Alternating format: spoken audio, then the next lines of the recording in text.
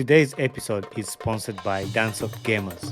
Dancesoft Gamers is the leading distributor of video games and other consumer gadgets like the podcast microphone sets, ring lights, headphones, and affordable smartwatches, and many other cool gadgets.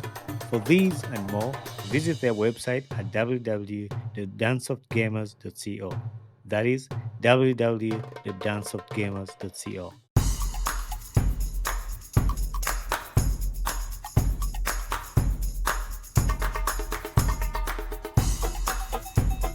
Mujevale, Mujevale, Mujevale. My name is Bani Kibuka, and welcome to another episode of the Ugandan Ball Talk Show.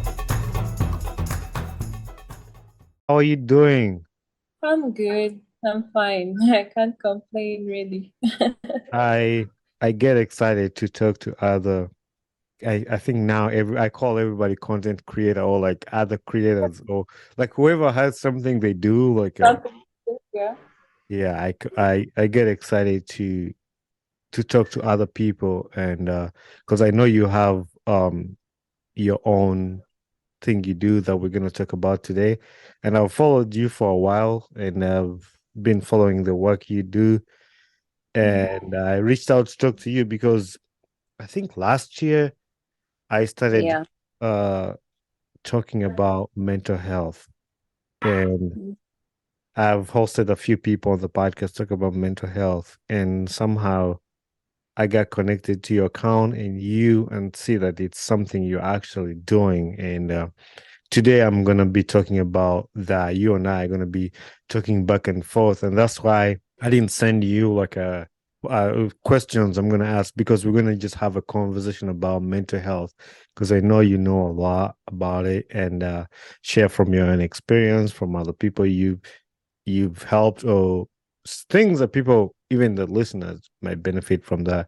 But before we go into all that, I want the Yeah. listeners to get to know about you. You know, one thing I like is when I'm going to talk to people, I want them to be comfortable, not nervous, and get to know about me. So I want my listeners, before you start giving them your wisdom, like to know about you. Can you start with your name?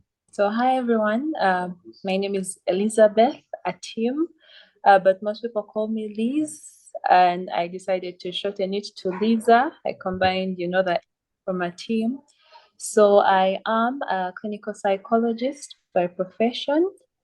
I am a born again Christian. I currently officially work with an organization called Doctors Without Borders. I've worked with them worked with them for a year and about, let me say, like 2 months. So the first year, I was working in the camps with Sudan refugees and Congolese refugees. But this year, I was transferred to the regional referral hospital, where I support the HIV clinic, the gender-based violence clinic, the TB clinic, and the mental health unit as well at the hospital. That's amazing. And that's a very good introduction. I like, if you had told me to introduce you, I wouldn't have mentioned everything. That's why I just turned the mic back to the guest and like, hey, talk to them. But Yeah. yeah, that's awesome that you did all the one thing that I want to like, where did you go through like primary school and high school and university? Because I usually like to track people's background. Like, we're gonna get to the mental health, but I want to track your back. Okay, the other thing about that is, the other thing why I asked that is like, to a person listening and a kid in Uganda, in another country, who wants to do what you're doing. I want them to listen to your background. Just like, hey, this is what I went through, and that's why I like to ask that. Yeah. So I have been through a couple of schools. I'm not those people where you say primary, one school, Yeah. secondary. Yeah. So I don't know. From my nursery school, I went to a school that was called Macnon. It was around Nakasero. Okay. So from there, I joined Shimoni Demonstration School. I think most people know that school. It was one of the Is it, popular is it in? government. Yeah, yeah. They broke that one down at some point. Yes, Okay. yes. So I think I was at Shimoni from primary 1 to primary 4. And in primary 4, I lost my mom. My mom passed away.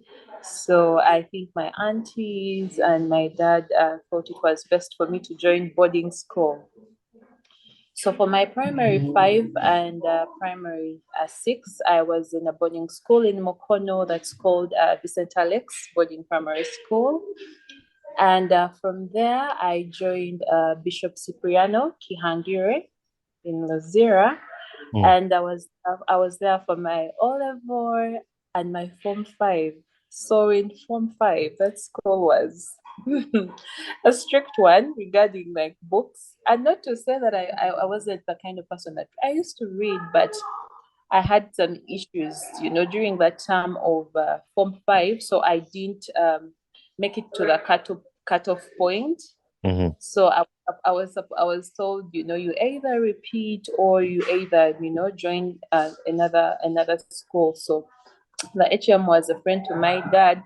So he was like, there's this other school, there's this other new school. It's a good school. I don't think she should repeat. She has not been performing badly. Let her go to this school. So I left that school, Bishop Cyprian But Okihangire. So if the if the principal was or the head teacher was a friend to your dad, why wouldn't he just make you stay in the same school and just let you go? I know, right? But anyway, he was even a board member of the other school. So anyway, this school was so strict, like there's no way that you would fluke. Like even if the next term comes and they find you in another class, they'll literally come and pick you and take you where you need to where you need to be. And it was so funny, like for other people. Before I was in the shoes of those people who were there before. But anyway, for my Form 6, I went to a school called I tend to forget it because we usually say it in short form, SMACO, St. Mary's College, Lugazi. Mm. Yes, for my Form 6.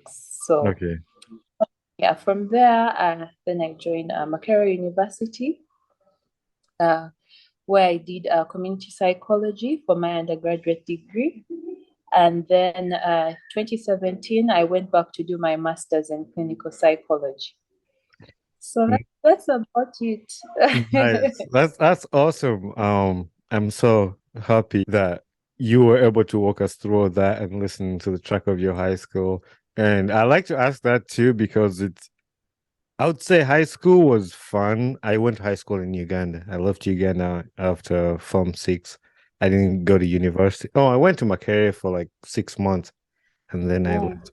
But it helps me remember the days and like the schools you went to. Or maybe I might be interviewing one of my OGs and OBs. But I had the same incident happen to me in Form 5. I went to Jisubi Makera and they mm, were had like cutoff points and I could have stayed, but then I was like, nah. Me and my friend were like, oh, let's change schools. So we had the plan of changing schools in the holiday. But then yeah, my friend's parents were like, no, we're not changing you. And my parents had already confirmed to change the school. So we yeah, separated and I went to a different school. But the other thing too is like a lot of people I've been talking to on the podcast, they might have been doing something different from what they studied in university. But for yeah, you, you're actually practicing what you went for, and that's really good. Um, yeah. and that's what I was gonna ask you about. Like, when was the time you decided that you're gonna do psychology? Like before you went to university, Michaela, when did that Yeah. come to your head, or did they just give you the course? Truthfully speaking, I had a conversation with Crystal Newman, and I told her, like, truthfully speaking, I even didn't know what psychology was about. I joked and said that even if you had told me to spell, the word psychology, I would have spelled different things. So I really didn't know what psychology was about. I remember when I was applying for a course, I wanted to do something in regards to banking, those type of courses. But I didn't do economics well, so I was like, that doesn't count. And my other option was probably, in communications, journalism. So those were some of the um, courses that I had put, I think either my first or my second. So there was a cousin of mine that just said, there's a course called community psychology. It's a very nice one. I think she would like it. It will be good for her. Let us sort of put it there. So it was my third choice in my career, community psychology. And I was given that course. And surprisingly, even in Chambogo, because I applied both at Makere and Chambogo, they gave me similar courses. So I decided to go and do community psychology. So for me, it was, I think, in the middle of the semester, I think maybe like second year, where I realized that I'm definitely learning so many things about myself, about my environment that I didn't know about. You get, and I think the turning point was in my second year Mhm. when I lost my dad. I lost my dad in 2014. And I remember, of course, when they teach you some of these things, depression, some of these mental illnesses, you definitely have the theory. But then when you start to experience some of the things that you're learning, then it starts to click to your mind. So I remember going through, a season of definitely prolonged anxiety. I did my internship for my undergraduate at Mlago Psychiatric Department at the Bosa Mental Health Clinic. And I remember they would take us through symptoms of how you see, someone going down the drain. And I would definitely see myself, in that picture. And I'm the type of person who doesn't really reach out for help. I love to stay with my pain and try to figure it out until it's too much. Then I ask for help. So I remember I was definitely going down the drain with prolonged grief, and I sought help, and yeah, I definitely overcame. So for me to even decide to go and do clinical psychology, I felt like I had been through a phase of something concerning mental health. I knew better, and I felt I wanted to, upgrade and be able to help other people with the experience that I had, Yeah. gone through. That's Yeah. awesome. And I always love when somebody's doing something from their heart or because they've gone through it and they're trying to use that to help another person. That makes a lot of sense. And that whenever you do something that's coming from your heart, or like, I mean, you didn't call for all this depression to come to you, but like it happened, and like it happens in life. And getting out of that and deciding to help other people, that's a kind heart. And now I've listened to your story. In the introduction, you mentioned you lost your mom, and then you mentioned you lost your dad. So you have all your parents. You lost both your parents. Mm-hmm. Yeah, Yeah. that's tough. And when you were talking, there are a lot of things that were never taught as children, and like even losing loved ones, even losing, like, yeah, would cry, would go to the kuzika and everything, and then everybody leaves, and then you stay in this situation by yourself. Like, not even that, but like when we go through tough times, actually we didn't even have tough times, we just had, that's life, that's life. And like everybody just tells you that's life, Guma, be a big boy, be a Jawe Chejo, and Mm-hmm. nobody really addressed these mental health. What was your personal experience like, besides what you just shared from, even from other people? What was your personal experience with mental health as we were growing up? Like, what was your picture from what you've had or what you've seen? Um, I think I relatively had a good childhood. Yes, I lost my mom when I was in primary four, but still I had, very loving sisters, very loving aunties.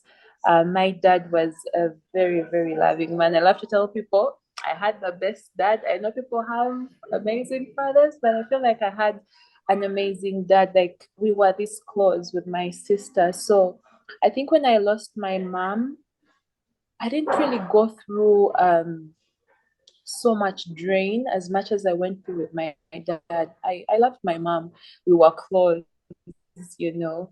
She would take me everywhere she goes. But with my dad, I think I was a bit older And because I didn't have my mom, and he was literally, like the mom, the dad, the amazing friend, our relationship was that close, someone who would just call you out of the blue just to tell you I love you. So growing up when I was younger, I didn't know much about mental health, and I was generally a happy child. You get, when you piss me off, I'll get annoyed, I'll cry, then I am happy again. But after my dad's death, like I would literally be sad, irritable, angry. So for me, knowing my mental health, I don't know if it's because now I had the knowledge and I was aware of what was happening. But yeah, I think most of it happened, Yeah. yeah, that young adult phase. Mhm.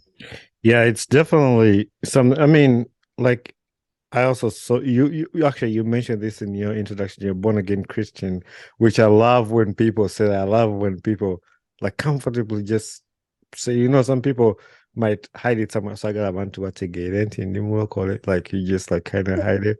But like when you what's the word? And like I forgot the word, but like announce or like let people know about your faith. So I grew up in a Christian home where my parents like raised me and my brother in a Yeah, Christ-like way. Like there's some things they wouldn't do to us that they know God wouldn't yeah, love me to do this to my son. Or but like kids that grew up in non-Christian homes or parents who didn't care, they didn't like care about life.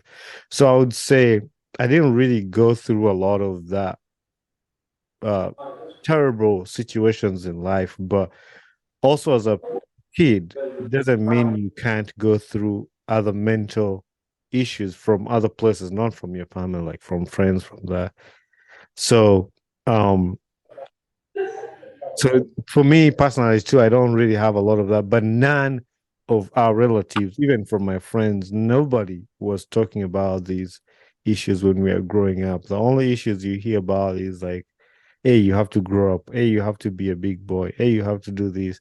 But there was we had to address these things, and these are the things that coming up like right now as we get older. Like you figure out you get in this terrible situation and you remember nobody was talking about that when you were a young child. And I'm glad that people like you are coming up to talk about these things and help people that are going through the mental health issues right now. And that brings me to the safe haven, like Lisa's safe haven. When was the time you thought about studying the Lisa's safe haven? okay. So it was in 2020 during the lockdown. So during in 2020, I was working with KCCA and the UN Women on a project that was ending GBV, gender-based violence in Kampala. So of course, when COVID happened, we had a break, and during those times, I would do mental health awareness on my WhatsApp status, maybe some now and then on my Facebook, but it wasn't more of intention. Like I was generally just doing my thing, I'm just posting. And I remember so many people, were reaching out and telling me, like, please, why don't you start a YouTube page? Why don't you do A, B, C, and D? So I remember I sat down, I prayed about it first of all because I felt like I was in a field, or I felt I was in a place where, this was my calling to do mental health and all those things. So I collected a group of friends and I asked them, I have this idea, what should I do? And initially I wanted to call it Jesus and Therapy, where I talk about faith and just generally to encourage people. So I remember my friends advised me get something else. So we came up with Liza Talks. So Liza stuff haven't come later. So we said we shall call it the Liza Talks Initiative, and we shall start with Facebook and probably Instagram, just giving awareness, but also offering free online therapy. So I would definitely people would reach out on my Facebook page or on Instagram. I'll definitely, do the therapy from there, or maybe, use normal calls or WhatsApp. So it's just started like that. And then last year, that's when I was like, but why don't I start my own company? And that's when I registered Liza Self Haven. Do you do like recordings, podcast talks, or are they people just still calling you to and you give them therapy, or do you hold like a podcast and you talk about mental health? Yeah, actually, having a podcast was a plan that I had, but then when I started working here, where I'm up country, and work here is a bit tight, a bit busy. So there are so many things that I was doing when I was in lockdown that I wasn't able to do right now. But because I didn't want my goal or my vision to fade away and Mhm. to lose motivation on that, I just decided to stick with the online therapy. So the online therapy, most of the clients that I get prefer either WhatsApp or Zoom. So I Mhm. do those and maybe consultations if I am able to be in those places. Yeah. I do those well. So for now, it's just basically online therapy. I'm not as proactive on the Instagram and Facebook page as I would love to be, but I'm trying. I'm getting there. I have a plan. That's good. It's always good to have a plan, and it's always good to just put yourself out there, even if on WhatsApp, even if as long as people can access you, as long as you have your foot out there, like you can take as much time as you want to.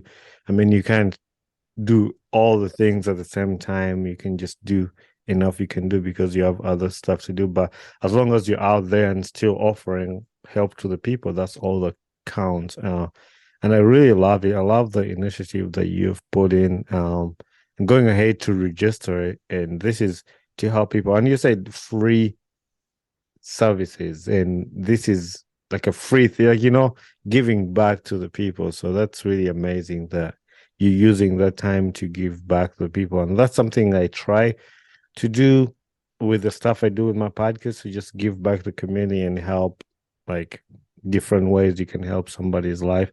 And that's also my podcast said during the pandemic, because we had so much time to our hands. I'm like, I want to start telling stories. I want to start a podcast.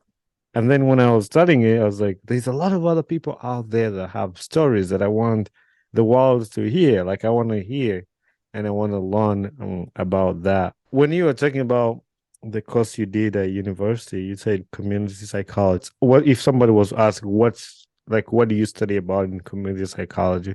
Because I know there's a lot of different kinds of psychology you can study, like family and counseling, whatever. Yeah, yeah. I think for anyone who would want to be a psychologist, community psychology is more of, the best line. So there's nothing much to the core of psychology that's under community psychology. It's like an introduction of you getting to know, what is psychology, what is about, human behavior. But for anyone who would want to do psychology, you definitely need to upgrade. You definitely need to upgrade and maybe do clinical psychology. There is educational psychology, there is industrial psychology, but I'll focus on clinical psychology. As I said, community is more of an introduction, introducing you to just a basis of thing, but you don't get into the details of the techniques that you will use, the different mental disorders. Because when I reached to do masters, I was like, it seemed like it was a whole new course, because then you're like, what were we doing? What were we doing Mhm. in community? So for clinical psychology, it's basically, understanding the different types of mental illnesses, because people think when someone is mad, is that's, they term it as mad and it's one, but there are different types of mental When you say illnesses. mad, you mean Omularu, Yes. Okay. And us in this field, we don't like terming people as mad, as molalu, like at least maybe say this person is, mentally struggling or mentally ill.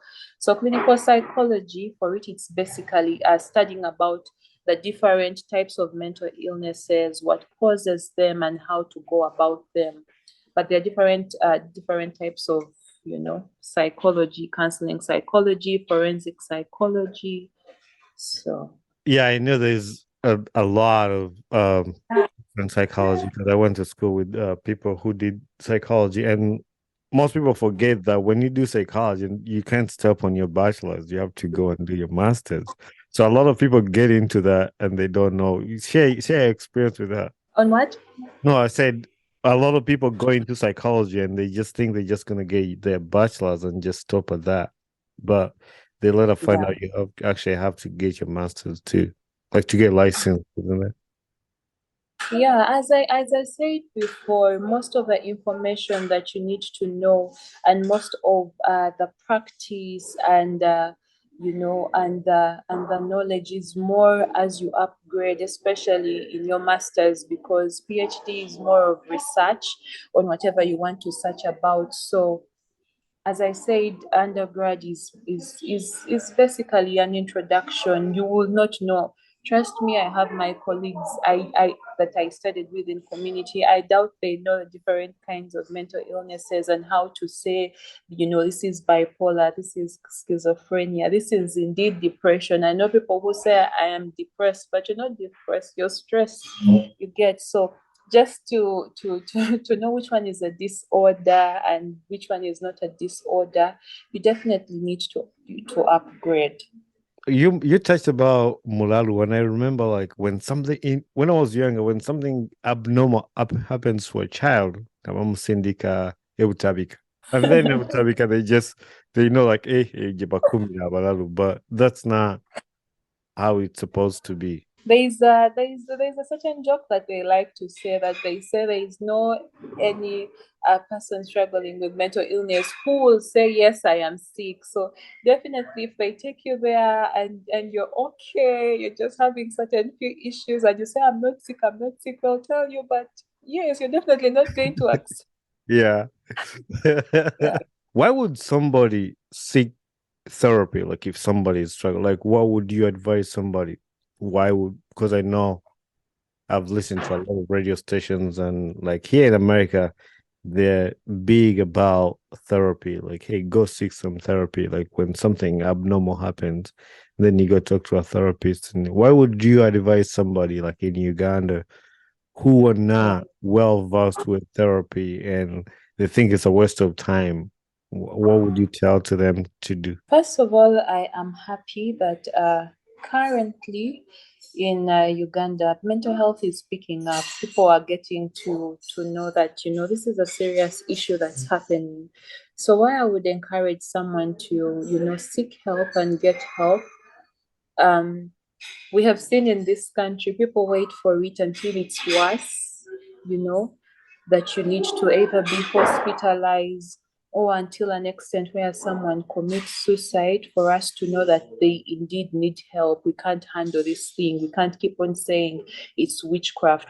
We can't keep on saying this person is rebellious. So for me, I would say people seek help, before it gets worse, especially if you know the indicators of, like, my mental health is not good. There are those moments where you're just literally having acute stress about something, and once that thing has passed, you snap out of it. But once you're seeing, it's affecting your day-to-day function, your social life, your work life, like it's literally affecting you for about 2 weeks and more, then you definitely need to seek help before it gets worse. We have seen people struggle here and there, and then we compare them to us because probably we also went through the same thing, and maybe we overcame or we managed. But people forget that we are unique beings. Just because you went through something and overcame alone without seeking help, that doesn't mean it will happen for the same person. So let us be self-aware and know when we are going down the drain, when our life is not as it used to be. But also, we are seeing nowadays that some of the issues that people are having in adulthood are stemming from childhood traumas that they had. Mhm. You get. So we definitely encourage people to seek help. And I believe at the moment there are so many mental health specialists, mental health advocates, places where you can seek help. So do not wait for it to get worse and you're at your breaking point for you to say, okay, I need help, or for the people around you to decide to get your help. I went through the same drain like you're talking about, and this was my job, and I've shared this on the podcast a few times that I worked in a place where people were mean, and this can be in a work environment too for the listeners, especially the people in Uganda. And I want to share this because sometimes we hold ourselves in places because this is my job. Like if I do anything, I don't want to leave because I'm making money out of here. And that place is actually killing your mental health. It could be anything. It could be a marriage. And I'm Mhm. not advocating for people to divorce, but I'm saying like you could be in a situation that's killing you more than what you're getting out of there. Because I worked in this place and I was making good money. I was getting money. It was a dream that I wanted to do as a child from Uganda. Like I wanted to work with airplanes. I wanted to be an airplane mechanic, and I was like, "This is my dream." My dream was camp, but that place was not actually good for me because when I started noticing this as my lifestyle had changed. I'm not a person who screams at people. I'm not a person who is always angry about life. I'm a happy person. I like to laugh. I like to make jokes. I like to make friends, but my life had started changing. Like I had started being angry with everybody. Somebody would say something small, like, "Hey, Bunny, your nose is dirty," and I would just scream at them, like just yell at them, and that wasn't me.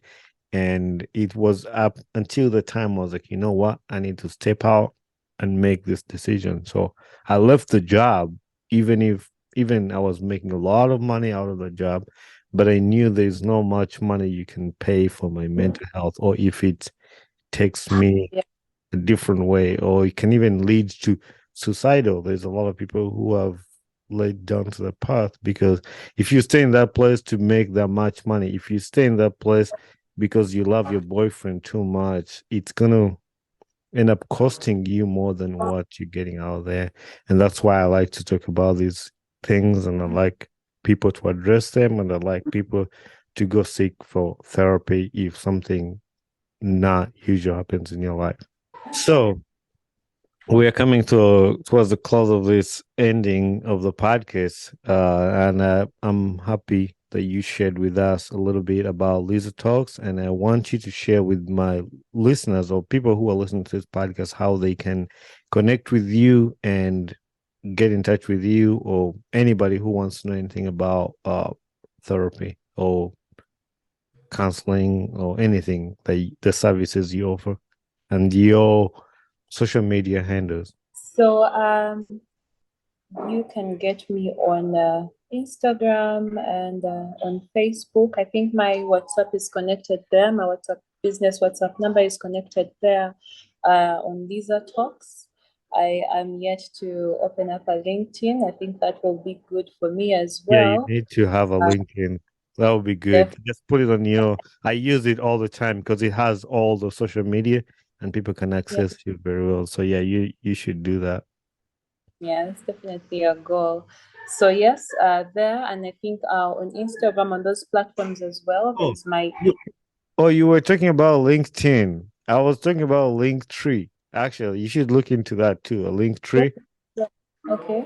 So if actually when you go on my Instagram, you'll see it says Linktree and it has all your social media, so you can just put them in one Yeah, place. I think I've seen it. I think I've Yeah, seen it. yeah. Okay, I'll definitely make one for myself.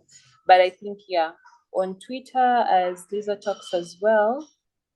So I think for now that's where you can find me for the mental health services. As I said before, you can reach out in my DMs, and then we can definitely discuss on a mode that helps you. But also because I have a formal job as well, sometimes I'm not available. So I have colleagues in this field that I can refer you to if you definitely need medication, if it's in regards to nutrition, because there's a lot that affects our mental health. It's just not, maybe loss, maybe, a difficult relationship. There's a lot. It could be medical, it could be something to deal with your physical. So I have a number of people that I partner with that I can refer you to if I am not able to support. So yeah, just reach Not out in my DM and I'll be able to support you. Thank you. I have a few questions I like to ask people before we end the session. Yeah. One of it is, what has been a life lesson you've learned in life till today? I think one of the life lessons that I want to take away, especially I'll try to connect it to, mental health. Most people think, when something as bad as that, as a diagnosis that you will get, um, that's the end, or your life is going to turn out for worse. But one thing that I have gotten to learn is that dark moments never last forever. There'll definitely be more dark moments ahead, but they never last forever. And that's something I keep on holding on to and keep on fighting, to see the light at the end of the tunnel. Dark moments never last forever. And yeah. See the light at the end of the tunnel. I like that. The other one, what gets you excited about life?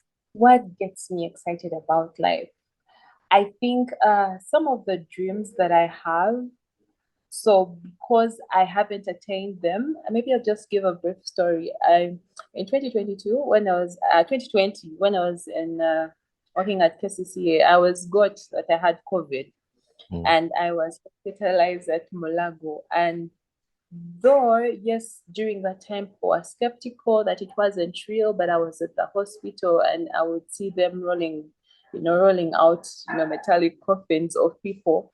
But one of the things that kept me excited and hopeful about life, I remember I kept telling God, like, I have my moments when I'm alone that I will speak out loud, like as if He's in the room. And I said, I asked you for A, B, C, and D, and I haven't gotten it. And I know I'm not going to die anytime now. So I'm excited for these particular things that I want to achieve, and I will achieve them. So it's definitely my goals, especially the ones that I haven't yet attained.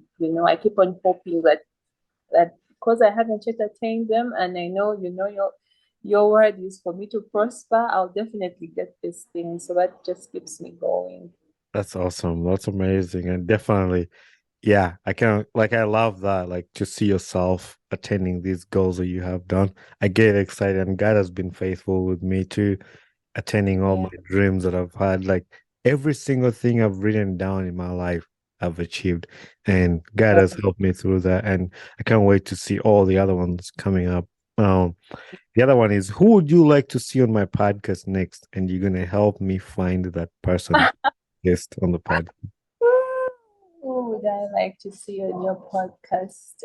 Mm, mm, mm, mm, mm. Does it need to be in the same field or No, something else? it could be totally different. He could be a musician, he could be actor, could be a friend, it could be any person. And if it's a I mean, anybody you recommend, you're gonna help me connect me to them.